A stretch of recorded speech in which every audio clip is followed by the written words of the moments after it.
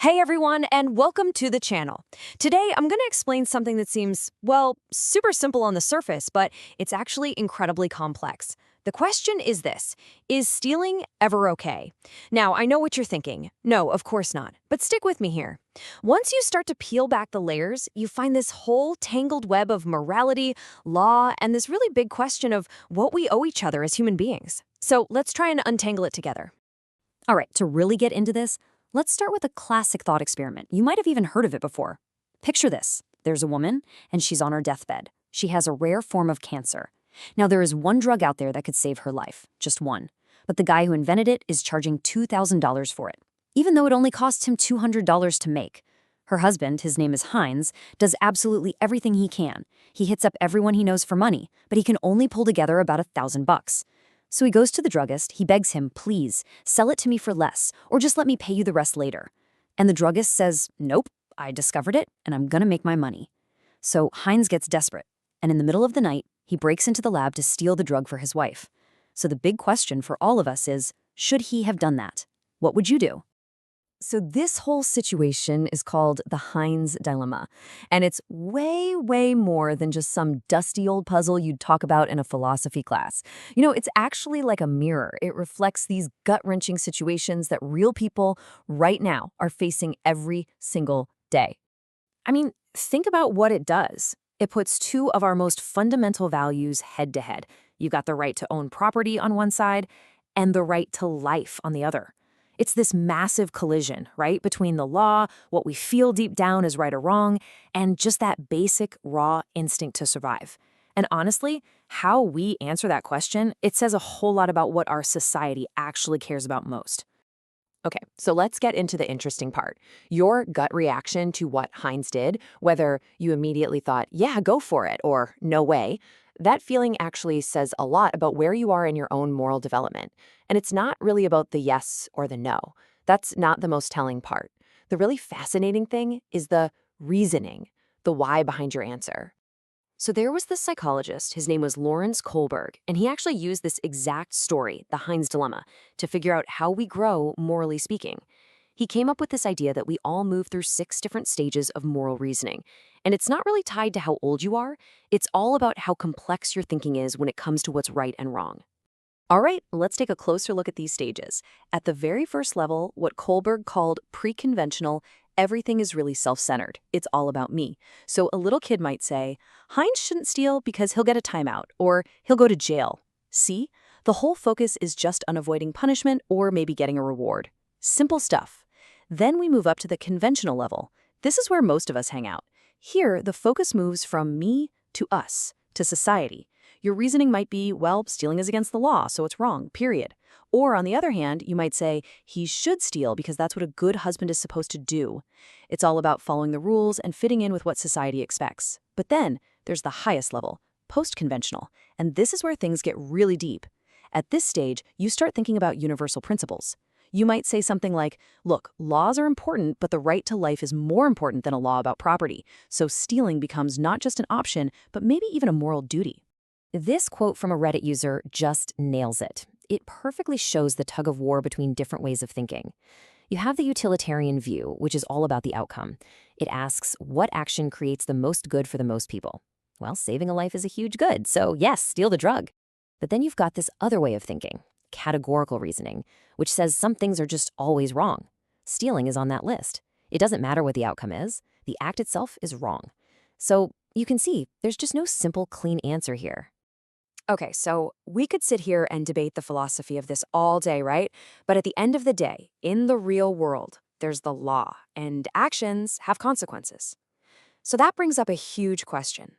How does the legal system, which is supposed to be impartial and treat everyone the same, how does it deal with a crime that isn't about greed, but is about sheer, desperate survival? And that question takes us out of the classroom and smack into the middle of a real courtroom. Because what you're about to see is that sometimes, even the black and white letters of the law have to find a little bit of gray area.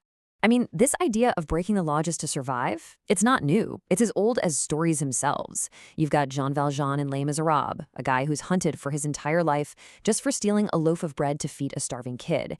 And then you have real grim history, like this crazy 19th century court case about sailors, Dudley and Stevens, who were stranded on a boat and had to make an absolutely unthinkable choice to stay alive. Stories like these, both real and fictional, they force us to ask a really uncomfortable question. Where does the law stop and pure human desperation take over? And that exact question leads us to this really important legal idea called the necessity defense.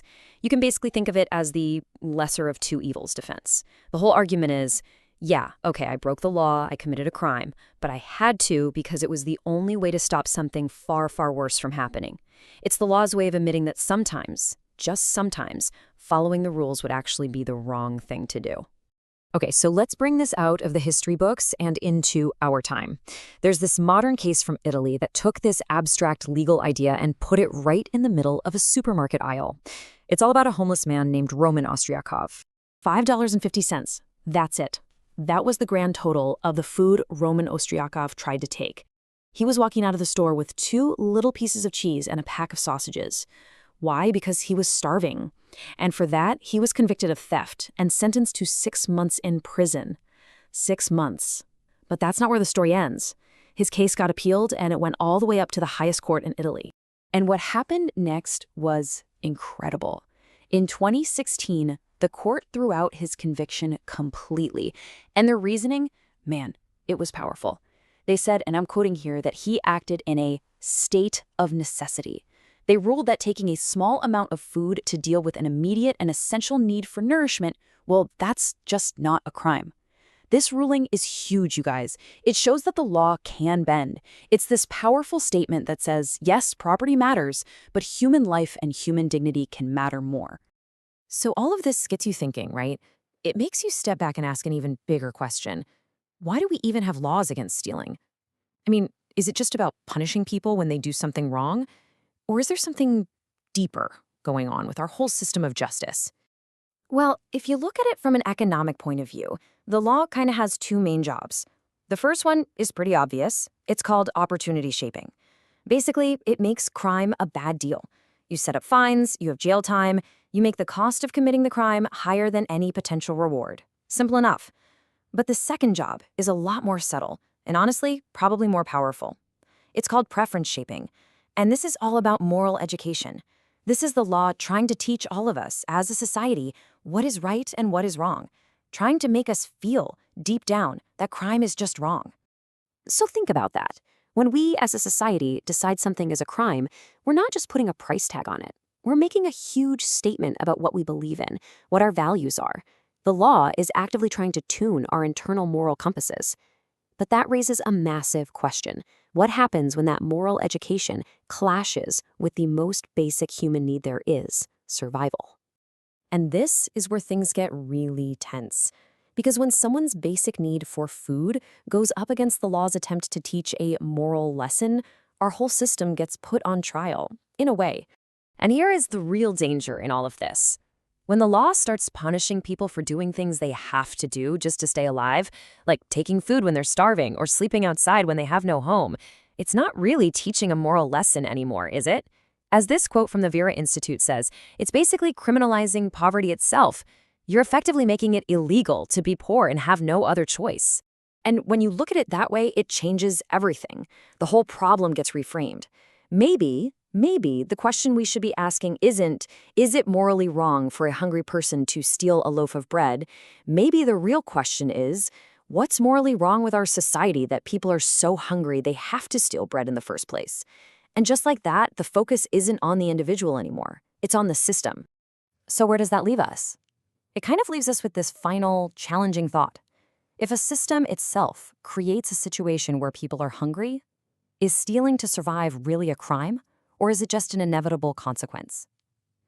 How a society decides to answer that question, whether with punishment or with understanding, it really reveals everything about its true values. Does it value a piece of property more, or does it value human life and dignity more? The answer isn't simple, and that's why I want to leave it for today. Thanks so much for taking the time to watch and think through this with me. This is a tough one, and I'm really curious to hear your opinions on it. So comment down below what you think. Has anything like this ever happened in your life, or have you seen it happen? Let me know. And also, if you have ideas for other complex topics you'd like me to talk about next, drop those in the comments too. If you enjoyed this and want more videos like it, please subscribe to the channel, and don't forget to click that little notification bell so you know when my next video goes up. Have a great day, and I'll see you in the next one. Bye.